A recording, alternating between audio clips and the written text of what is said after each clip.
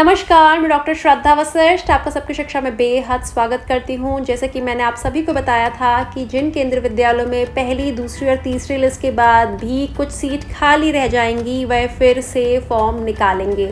जी हाँ, ऐसे सभी केंद्रीय विद्यालय कक्षा पहली के लिए फॉर्म फिर से जारी करेंगे, लेकिन इस बार जो फॉर्म जारी करने का तरीका होगा वह ऑनलाइन नहीं होगा, वह ऑफलाइन होगा। और ये जानकारी मैं आपको केंद्रीय विद्यालय संगठन के द्वारा जारी की गई समय सारणी यानी कि रिवाइज एडमिशन शेड्यूल के माध्यम से देने जा रही हूँ।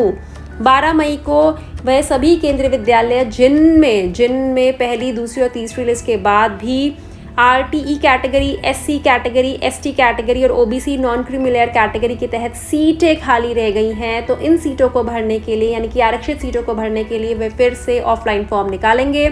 ऑफलाइन फॉर्म की जानकारी वे अपने स्कूल की वेबसाइट पर भी देंगे और स्कूल के बाहर का जो सूचना पट होता है यानी कि नोटिस बोर्ड होता है उस पर भी देंगे। तो मैं आप सभी से रिक्वेस्ट करूंगी कि आप एक बार, यदि आप RT कैटेगरी यानी कि राइट टू एजुकेशन यानी कि शिक्षा के अधिकार के तहत कैटेगरी में आते हैं, या फिर SC कैटेगरी यानी अनुसूचित जाति कैटेगरी में आते हैं, या फिर ST कैटेगरी यानी अनुसूचित जनजाति कैटेगरी में आते हैं, या फिर OBC non creamy layer category यानी कि अन्य पिछड़ा वर्ग नॉन क्रीमी लेयर श्रेणी के तहत आते हैं, तो आप एक बार अपने घर के करीबी जो केंद्रीय विद्यालय है उसके बाहर के सूचना पट पर जाकर एक बार प्रिंट आउट जो उस पे लगे होते हैं वे ज़रूर देखें और स्कूल की वेबसाइट को भी चेक करें।